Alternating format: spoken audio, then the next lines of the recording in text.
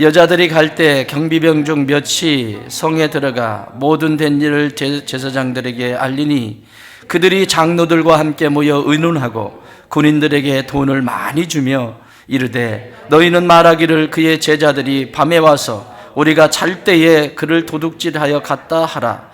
만일 이 말이 총독에게 들리면 우리가 권하여 너희로 근심하지 않게 하리라 하니 군인들이 돈을 받고 가르친 대로 하였으니 이 말이 오늘까지 유대인 가운데 두루 퍼지니라. 아멘.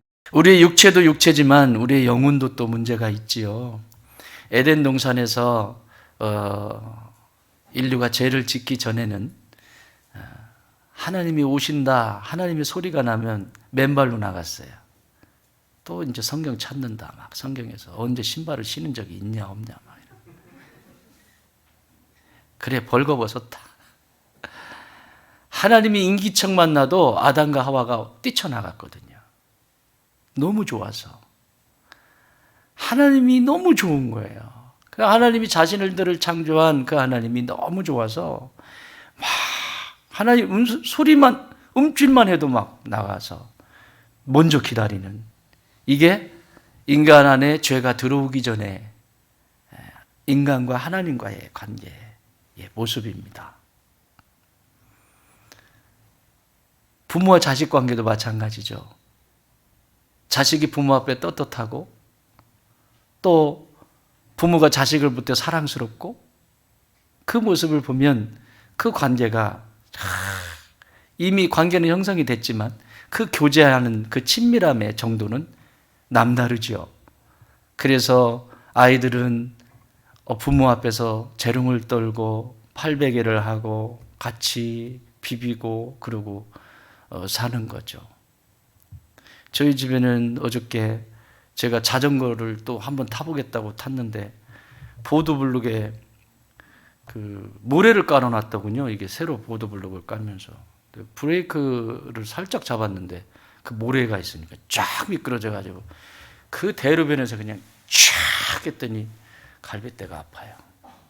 어깨도 아프고. 그래가지고 이제 집에 갔는데 서울에서 이 두 친구가 내려왔잖아요. 특히 둘째가 아빠 놀아줘. 아빠 놀아줘. 야, 이 새끼야. 내가 너하고 놀 짬밥이냐, 이 새끼야. 아빠 놀아줘. 근데 자전거 타다가 이래가지고 갈비가 이러고 이렇다. 안아줘 그랬는데 갈비가 이렇다. 안기도 못하고. 지가 지 맘대로 해야 되는데 막둥이와 둘째가 어떻게 할 수가 없습니다. 그랬더니 하는 말, 다음 주는 아빠 낳는 거야? 안 낳으면 안 내려올래.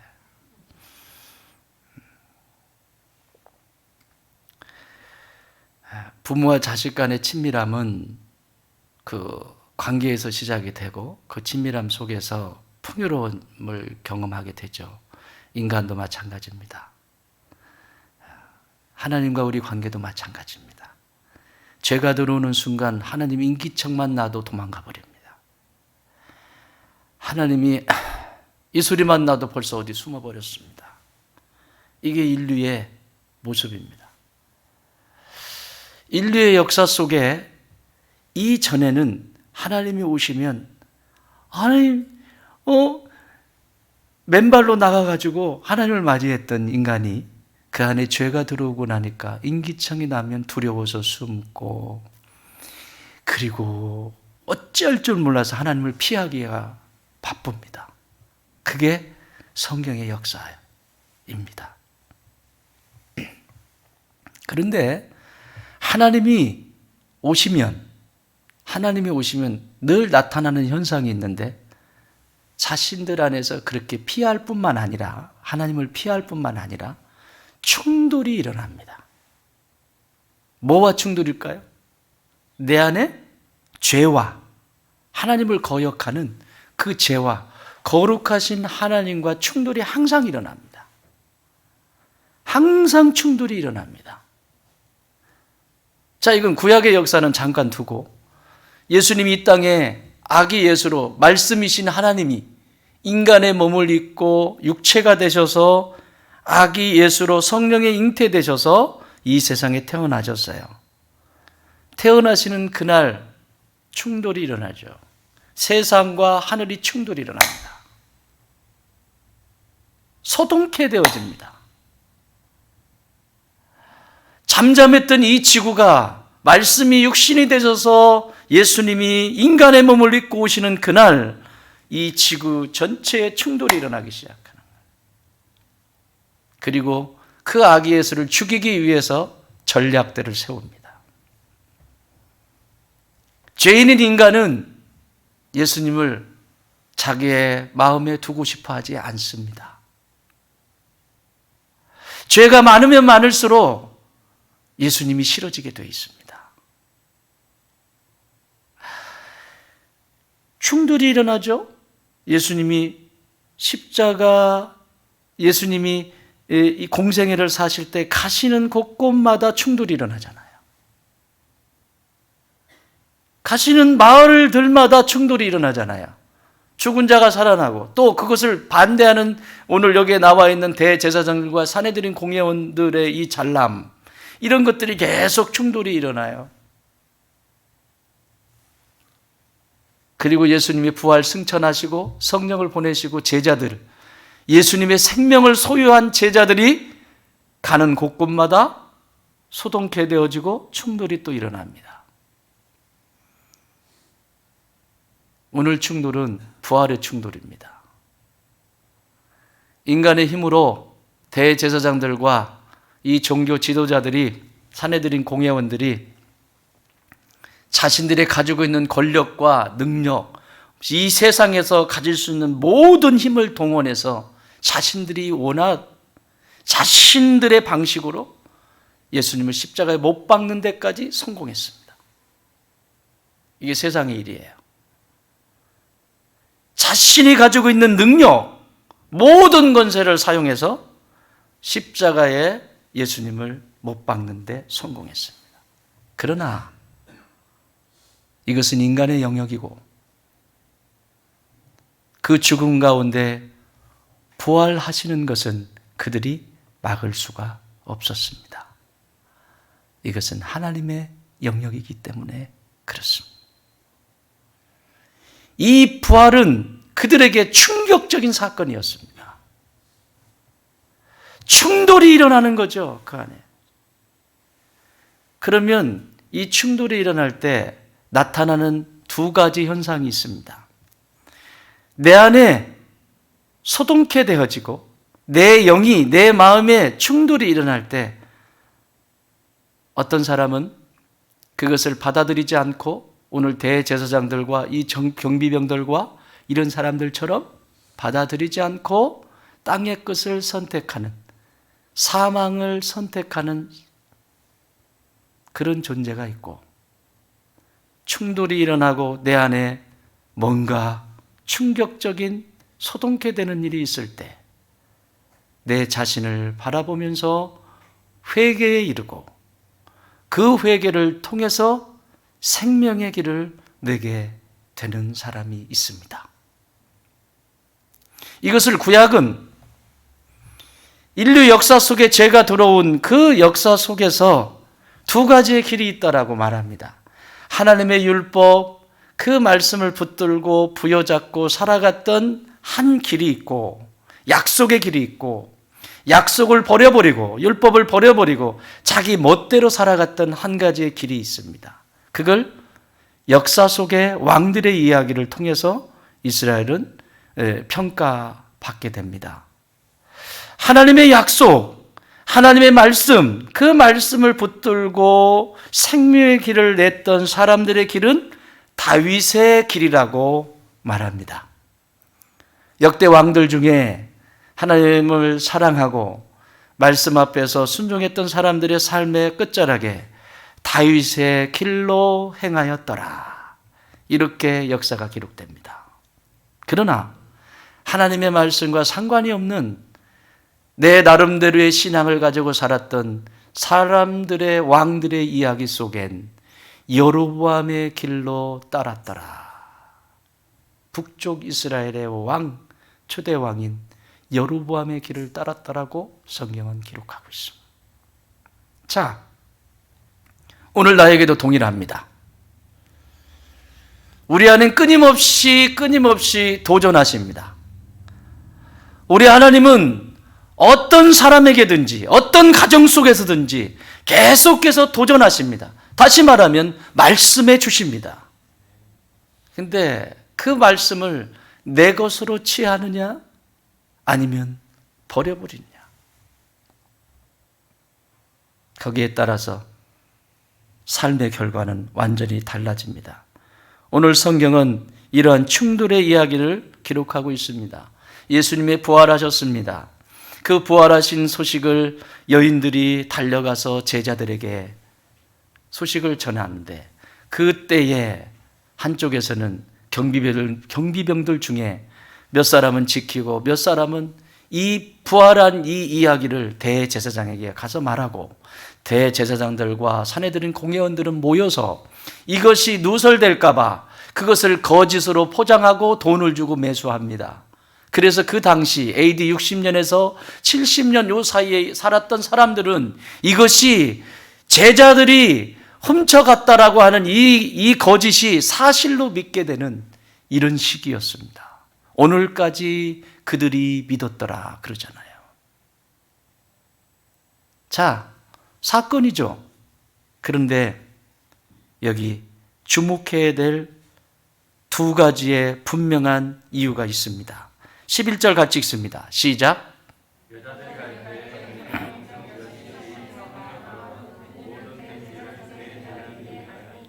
여자들이 갈 때에 경비병 중 몇이 성에 들어가 모든 된 일을 대제사장들에게 알리니.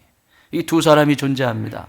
여자 그리고 경비병, 그리고 그것을 받는 대제사장, 사내들인 공회원들. 여러분, 그런데 여기서 여자들도 경비병도 부활을 보았습니다. 여자들만 그 부활하신 예수님을 만난 것이 아니라 경비병들은 이미 그 천둥이 치고 빛이 임하고 무덤 문이 열리는 것을 경비병들은 여자들보다 더 선명하게 보았습니다.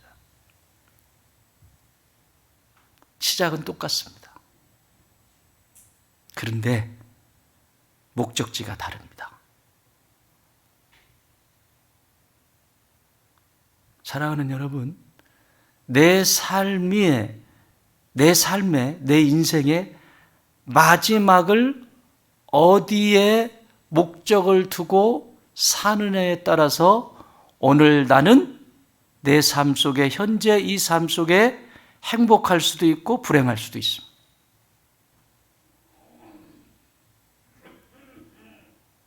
이 세상에 이 컵 하나도 목적이 있어요. 어디에 쓰임받아야 되는 목적이 있어요.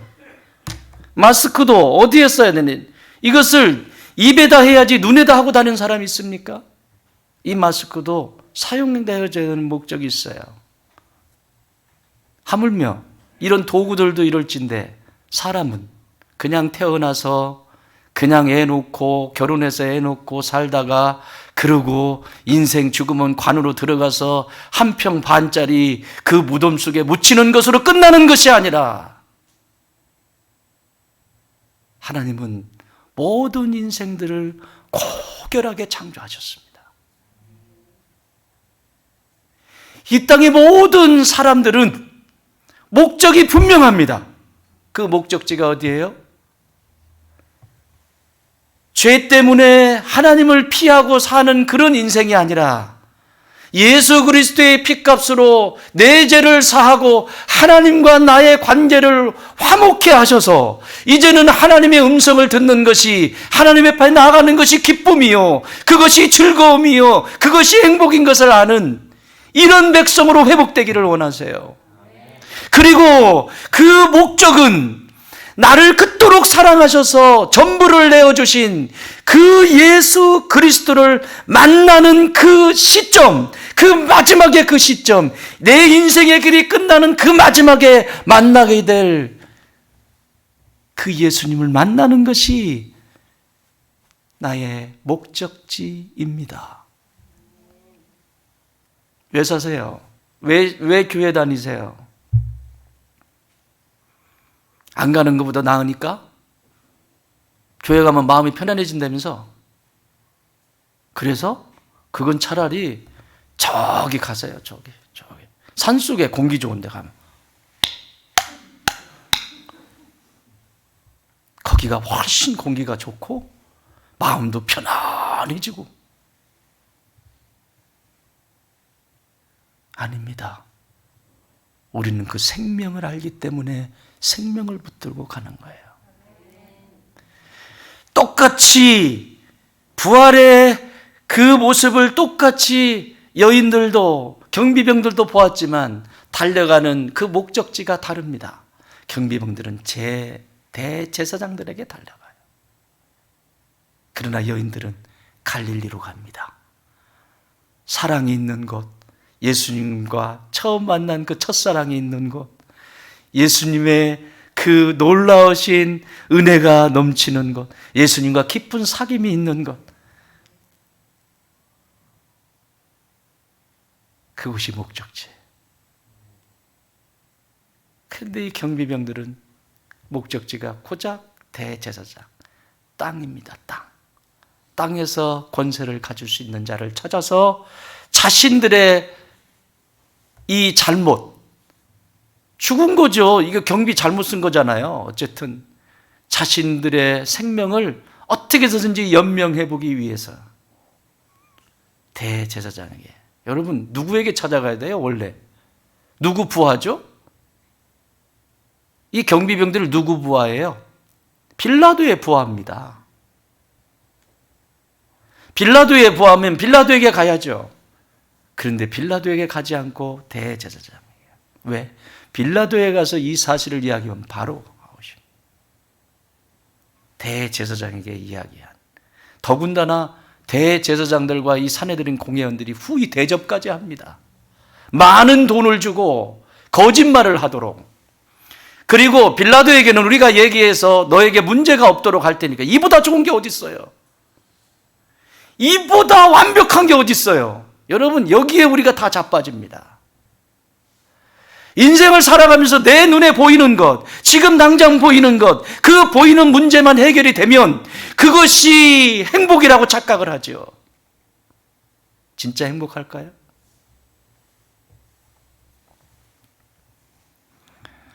우리가 어렸을 때 그 오징어 게임 하잖아요. 이렇게 오징어 게임 할 때 그 오징어 그리잖아요. 이렇게 그리는데 애들이 그리면 시원찮아요. 그러니까 그리려고 하는데 삐뚤삐뚤하니까 내가 그려줄게. 그래서 형이나 누나들이 그려주잖아요. 형들이나 누나가 그리면 잘 그리는데 우리가 그리면 삐뚤삐뚤해. 막 이렇게 가 있고 막 이렇게 가 있고. 오징어 이렇게 잘 나와야 되잖아. 잘 빠져야죠, 오징어. 그죠? 이왕이면 잘 빠진 오징어에서 놀아야지. 근데 우리가 그리면 막 이렇게 갔다가 또 지웠다가 또 막 발로 지웠다가 또 다시 하고. 왜 그럴까요? 누나나 형들은 비밀을 아는 거야. 저기가 꼭지점이 저희가 있으면 탁 여기서 막대기를 탁 찍어서 쫙 꼭지점만 보고 하는 거야, 이렇게. 근데 우리는 땅 쳐다보고 그려. 여러분, 마당에 가서 땅 쳐다보고 그려보세요. 어떻게 그려지나. 이게 우리 영적 여정이에요. 교회를 수천 년을 다녀도 목적지가 분명하지 않으면, 내가 이 세상에서 화려하게 출세를 했어도 목적지가 분명하지 않으면 그 인생은 비틀거리는 인생이에요. 영적으로도 방황하는 인생입니다. 계속 방황밖에 안 됩니다. 왜? 내 이 죽음의 끝자락에, 내 인생의 끝자락에, 내 삶의 전 존재의 끝자락에 진짜 내가 만나봐야 될 예수님, 그 천국의 꼭지점을 보고 오늘 여기서 내 현재의 삶을 그려간다라고 할 때 이 인생의 길이 생명의 길인 거예요. 물론 이렇게 그리다 보면 밑에 돌멩이도 있고 그래서 약간 옆으로 비껴나갈 수도 있고 반듯하게 가지 않을 수 있지요. 판판하지 않으니까 땅이. 세상이 그렇잖아요. 그렇지만 중요한 것은 가다가 옆으로 가고 또 뭐 이렇게 삐뚤삐뚤 여기서 조금 그렇게 한다고 해도 여기서부터 시작된 이 선은 저 꼭지점까지 딱 그어지게 되어 있습니다. 그게 우리의 영적 여정입니다.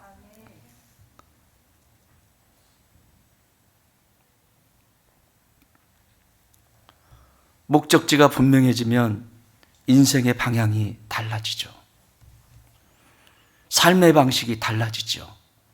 그래서 이 목적지를 분명히 경주했던 사도 바울은 로마서 12장 2절에서 이렇게 말씀합니다.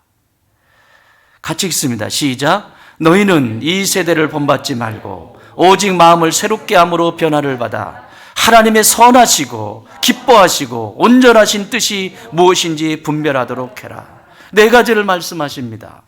이 꼭지점을 보고 마지막 나를 사랑하시는, 그렇게 사랑하셔서 전부를 내어주신 내가 사랑하는 그 예수님, 그 예수님을 만나기 위해서 오늘도 걸어간 신부로 우리가 이 인생의 영적 여정을 걸어가는 거 아닙니까?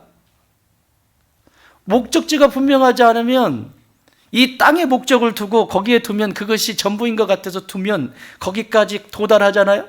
도달하면 아무것도 아니에요. 여러분, 땅의 목적을 두지 마세요. 하늘의 목적을 두면 내가 밥 한 끼 먹는 것도 기쁨이요, 내가 하는 공부도, 내가 다니는 직장도, 내가 하는 모든 삶의 일들은 하나님의 나라의 일이 되는 거예요. 그러나 고작 땅에만 속해서 목적을, 거기에 꼭지점을 정해놓고 사는 인생은 오늘 이 경비병들의 인생의 여정으로 끝이 납니다.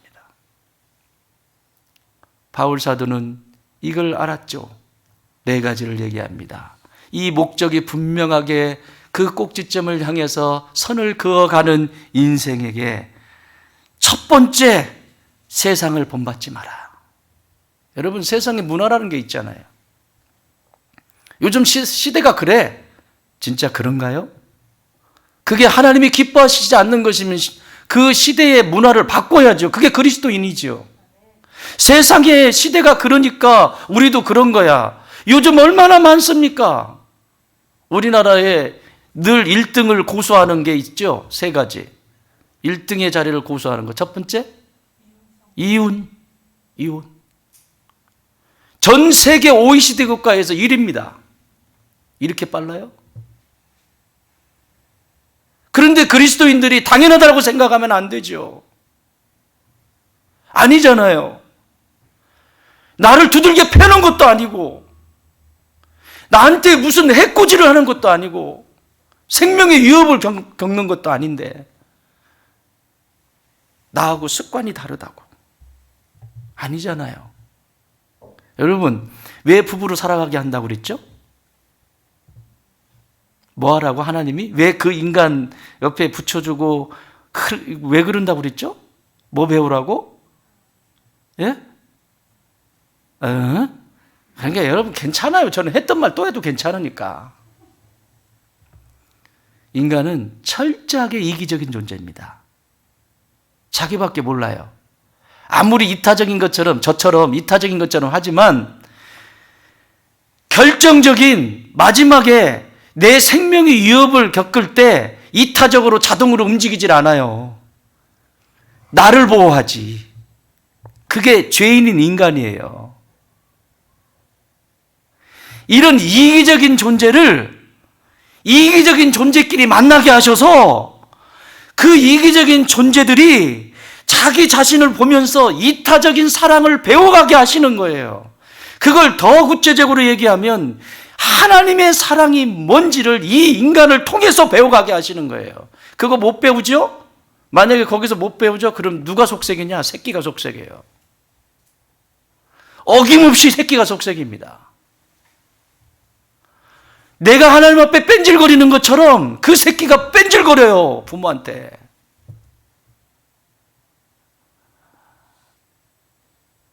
교회 공동체 왜 주세요? 성장해야죠. 이렇게 함께 모이면 별의별 일이 다 있잖아요. 뭐 배우라고? 예수님의 그 사랑을 배워가라고. 그게 안 되면 계속해서 돌아가요. 세상 본받지 마라. 바꿔라. 두 번째, 하나님의 선하심을 따라서 살아라. 하나님이 선하신 것이 뭔지. 내 목적지가 분명하면요, 하나님이 선하신 것을 보고 닮고 싶고 그거 어떻게 하는지 배우고 싶고 막 그러는 거죠. 이게 목적이 분명한 사람들이 나타나는 현상이에요. 세 번째는 하나님의 기쁨을 위해서 살아라. 하나님이 뭘 기뻐하시는지, 우리 하나님이 뭘 기뻐하시는지, 내가 영원히 살 하나님 나라의 주인이신 왕이신 그 하나님이 뭘 기뻐하시는지 내 삶을 드리죠. 네 번째, 하나님의 뜻을 분별하는 삶을 살아라. 이 악한 세대 속에, 영적인 세계 속에서 분별하지 못하면 맨날 당합니다. 당하면서 지는 신앙이 좋은 척하죠. 믿음이 좋은 척하죠. 맨날 당해가지고 피투성이가 됐는데도 보지를 못합니다. 분별되지 않기 때문에 그렇습니다. 여러분, 목적이 분명하지 않으면 반대의 현상이 일어나겠죠. 세상을 본받지 말라고 하는데 세상 닮아가는 거고, 세상이 그러니까 아이고, 여러분 예수님을 믿는 것이 어떻게 적당이라는 게 있어요. 진짜 적당히 돼요? 날 그렇게 사랑하신 예수님 앞에서 적당히 돼요? 여러분을 사랑하는 부모님 앞에서 적당이라는 게 돼요? 맨날 두들겨 맞았나 보다. 얼굴이 되게.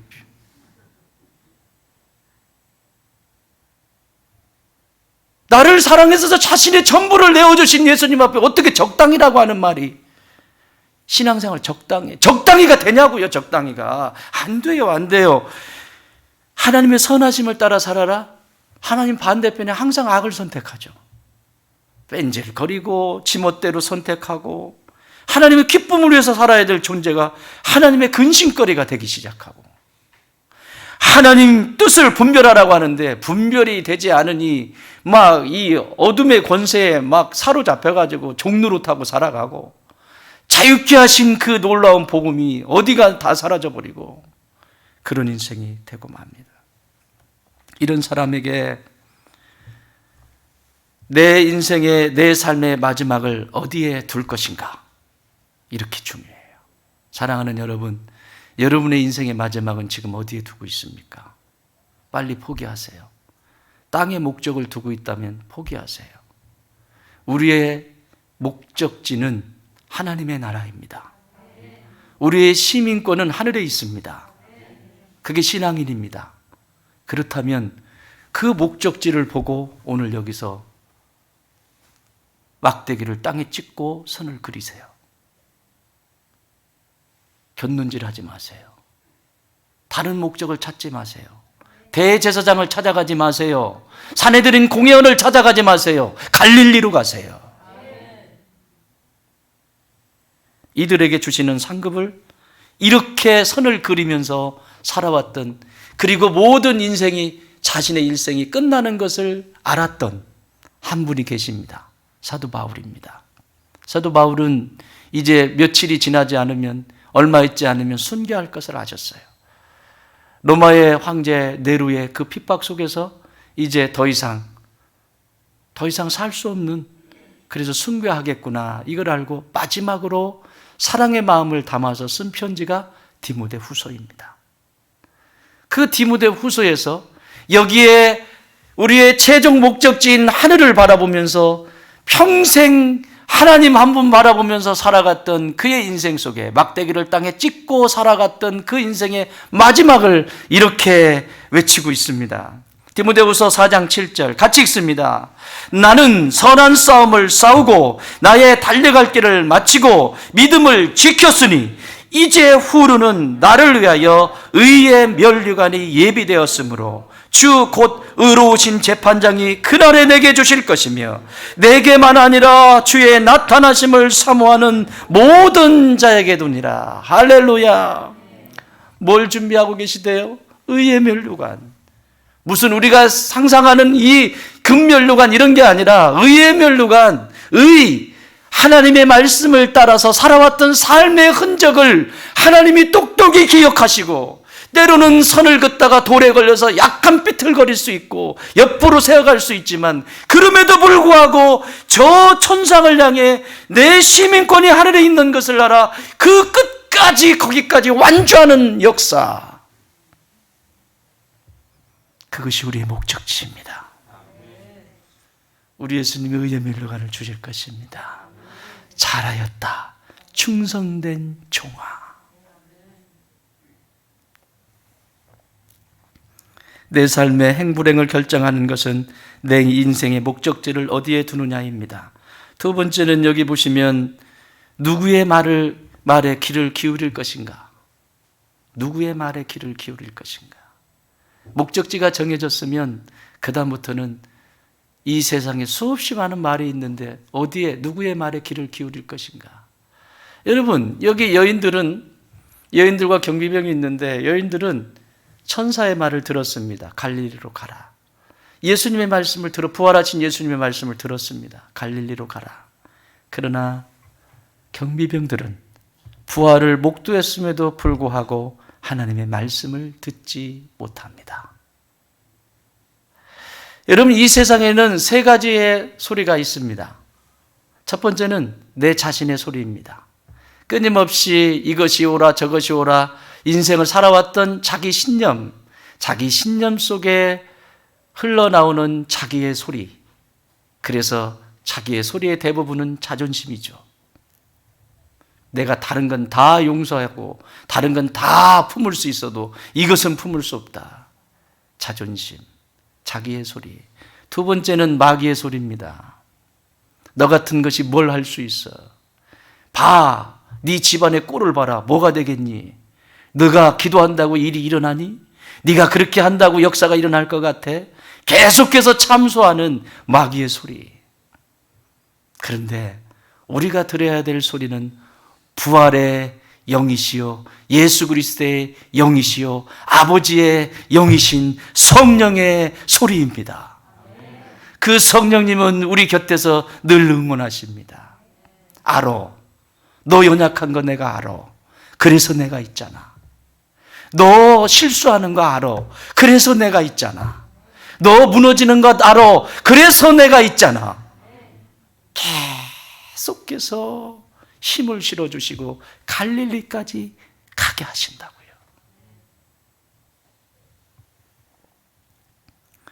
이 시대의 이 대제사장들은 사내들인 공회원들입니다. 하나님의 말씀을 누구보다도 잘 아는 사람들입니다. 그래서 예수님이 공생애를 사시면서 이들에게 하도 답답해서 이렇게 말씀하세요. 요한복음 5장 39절. 너희가 성경에서 영생을 얻는 줄 생각하고 성경을 연구하거니와 이 성경이 곧 내게 대하여 증언한 것이니라. 그러니까 너희들이 지금 성경을 보고 읽고 연구하는데 도대체 뭐를 보고 읽고 연구하는 거냐? 오늘날로 말할까요? 너 성경 왜 읽니? 안 읽는 것보다 낫겠죠. 왜 성경을 연구하니? 왜 성경을 묵상하니? 묻는 거죠. 왜? 목사가 실수할 때가 참 많이 있습니다. 말씀 앞에서. 여러분들에게 이런 말씀을 전하기 위해서 말씀을 깊이 묵상하고 본문의 문맥을 찾아보고 이 뜻을 찾아보고 설교를 준비하기 위해서 말씀을 보는 경우는 당연히 있지요. 그렇지만 내가 나의 영혼만을 위해서 말씀을 펴고 한 절 한 절 읽어가고 이 사랑에 빠지고 하는 것이 왕왕 놓쳐버릴 때가 있어요. 갑작스러운 주변의 일들, 장래가 나고 주변에 막 그러면서 여러 가지 지치고 이런 상황 속에 있어요. 그때 제게 찾아오는 생각은 누가 나를 교도소에 넣어놨으면 좋겠다. 진짜예요. 그러면 성경 실컷 볼 수 있을 텐데. 제 목회하면서 몇 번 생각했던 것 같아요. 몸이 아파가지고 누워있으면 못 읽습니다. 힘들어서. 제가 이번에 코로나 앓으면서 읽을 수가 없어서 눈으로 이렇게 읽을 수가 없어서 기름만 들었어요. 기름. 요한복음 짠짠짠 이렇게. 읽지도 못해요. 체력이 딸리면 이거 눈으로 볼 수가 없어요. 그러니까 그건 안 되고 어디다 가둬놔 버리면 왜 성경을 읽으시나요? 이들은 그렇게 많은 성경을 잘 알고 있는데 왜 예수님의 부활을 부인할까요? 아니, 부활한 것을 지금 똑똑히 와서 증거를 해줬는데도 그걸 왜 거짓으로 자꾸 덮을까요? 문제는 하나님의 말씀이 임하면 내 자신이 질그릇처럼 깨지기 쉬운 존재인 것을 알아야 되는데, 말씀이 임하면 내가 얼마나 연약한 존재인지를 보게 하시는데 그것이 보이지 않습니다. 자기 입맛에 자기를 대변하기 위해서 하나님의 말씀도 갖다 쓰고, 하나님의 말씀을 보면 볼수록 내가 얼마나 연약한 질그릇인지를 알아요. 그래서 은혜를 구하게 되어 있어요. 하나님의 말씀을 가까이 하고 그 말씀 앞에 서면 그것이 거울이 돼서 이 극악무도한 이 반역자의 모습을 보게 돼요. 얼마나 하나님을 거역하고 내가 살고 있는지 그 반역자의 모습을 보게 되고 무릎을 꿇게 되고 말씀 앞에 순종하겠다라고 고백을 하는 것입니다. 그게 말씀이 들려지는, 이 세상의 소리가 아니라 성령의 소리를 듣고 위로를 받게 되고 세임을 얻게 되는 역사의 현장입니다. 그런데 오늘 이들은 이 말씀을 그렇게 상고하고 그렇게 연구했음에도 불구하고 오늘 예수님의 부활 앞에서 12절, 13절, 14절, 15절, 28장 이 얘기를 보면 결국은 거짓말로 뭉쳐있고 그 거짓을 참인 것처럼 착각할 정도로 만들어버리는 인생을 설계해버립니다. 여러분, 내 인생이 거짓인데 참인 것처럼 착각하지 마세요. 거짓이면 거짓인 거예요. 참 아니에요. 그 거짓을 또 거짓으로 덮고 또 거짓으로 덮고, 그래서 나중에는 감각을 잃어버려서 그게 진짜 참인 것처럼 착각을 하는, 이 거짓말은 구약 성경을 이들이 그렇게 연구했을 텐데, 이 거짓 증언은 우리가 법원에서도 증언석에 서면 뭐라고 하죠? 선서하잖아요. 증언석에서 그 거짓 증언을 하면 그 죄가 굉장히 크죠? 구약의 신명기에 보면 이 거짓 증거를 하면 사형에 처하는 제도입니다. 그럼 지금 누가 죽어야 되죠? 대제사장들과 이 사내들인 공예원 종교 지도자들이 죽어야 되는 거예요. 멀쩡하게 살아있잖아요. 멀쩡하게 살아있는 게 아닙니다. 이미 죽은 존재입니다. 이들의 영은 다 죽었습니다. 이들의 영은 끝이 났습니다. 그래서 그 말씀이 들리지 않습니다. 말씀을 봐도 그 말씀이 거울이 되질 않고, 말씀을 봐도 그 말씀이 나의 이 모습을 보지 못하도록 이 말씀이 오히려 이 세상의 역사 속에 있는 이야기처럼만 느껴집니다. 그래서 이 말씀을 따라서 목적지가 분명한 한 인생이 그 말씀을 따라서 쭉 선을 그어가는 생명의 길을 내는 한 사람의 고백. 시편이 150편인데 150편 중에서 시 1편을 열면서 시편 기자 다윗은 이렇게 고백합니다. 복 있는 사람은, 행복한 사람은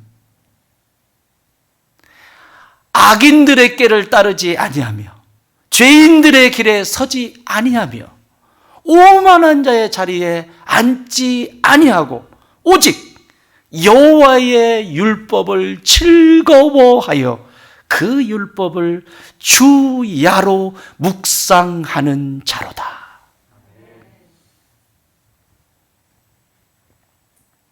사랑하는 여러분, 여러분의 귀에는 어떤 소리가 들립니까?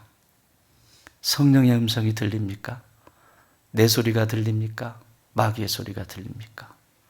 성령의 음성이 들리지 않는다면 내 인생은 경비병처럼 고작 돈 몇 푼에 인생을 맡기고 영원한 천국에 소외된 바깥 들여서 슬피 우는 자의 인생으로 끝나게 될 것입니다. 그러나 성령의 음성을 듣고 돌이켜 주 앞에 서는 자, 다시 하나님이 쓰십니다. 여러분, 오늘 이 대제사장들과 사내들인 공회원들이 이렇게 할 때 한쪽 편에서는 누군 어린 생명이 하나가 자라고 있었습니다.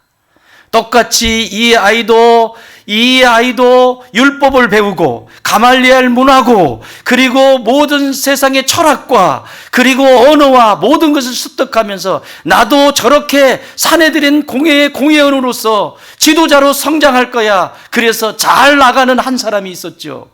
이 사람들이 이러고 있는 동안에 그게 누구죠? 사도 바울입니다. 이 바울도 사울이었죠. 그때는 이 사울이 그렇게 한쪽에선 성장하고 있었어요. 하나님은 알고 계셨죠. 이 사울도 부활하신 예수님을 믿는 자들을 핍박하기 위해서 다메섹으로 가는 그 도상에서 진짜 부활하신 예수님을 만나고 그 음성을 똑똑히